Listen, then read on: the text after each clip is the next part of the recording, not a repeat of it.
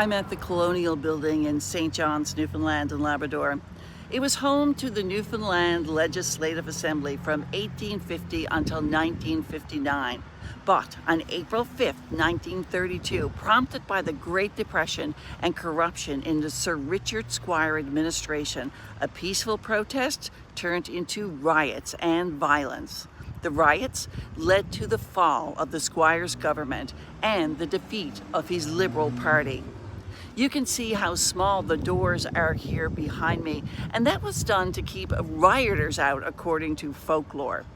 That's how many riots they had. This building has seen some significant events in our history. The main one, Confederation.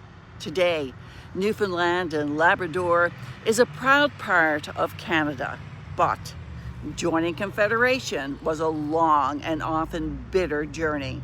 I'm Helen Escott, author and crime historian. The story begins in 1864, when Newfoundlanders sent delegates to the Quebec Conference as observers. The delegates signed the resolutions that eventually led to Canada's creation in 1867. But many people here were not convinced. That disagreement came to a head in the famous election of 1869. It was one of the most important elections in Newfoundland's history. The anti-Confederate side won by a landslide, showing that most Newfoundlanders wanted to remain independent rather than join Canada. In fact, Confederation became such an unpopular idea that it was considered almost a dirty word for many years afterwards. For decades, Newfoundlanders remained a separate country within the British Empire. Everything changed during the 1930s and 40s. Newfoundland's economy collapsed during the Great Depression. Then came the Second World War.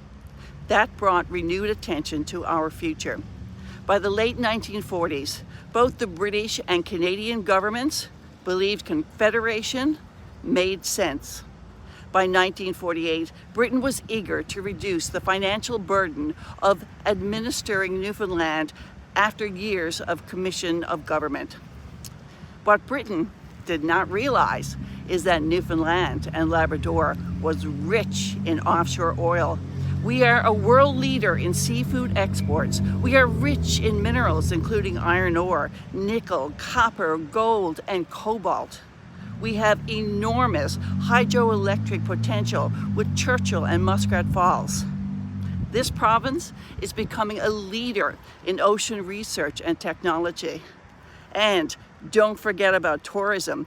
Thousands of visitors come to see our icebergs, whales, puffins, and the colorful communities and the unique culture of Newfoundland and Labrador. It was Britain's great loss. There were two referendums in 1948. The first referendum was on June 3rd, 1948. Voters had three choices: independence, Confederation, or continue under British rule. No option received more than 50% of the vote. A second referendum was held on July 22nd, 1948. That ballot had only two choices: Confederation with Canada, which had got 52.3% of the vote, or responsible government, meaning independence, which had 47.7%. Over the years, various claims have circulated, including ballot boxes were tampered with. Dead people voted. Britain and Canada secretly fixed the outcome, but historians have not found any credible evidence that the vote count itself was manipulated in any way. The result was so close. Just over 7,000 votes separated the two sides. On March 31st, 1949, Newfoundland officially became Canada's 10th province. It was a decision that divided families and communities, and even today, people continue to debate whether Confederation was the right choice for us.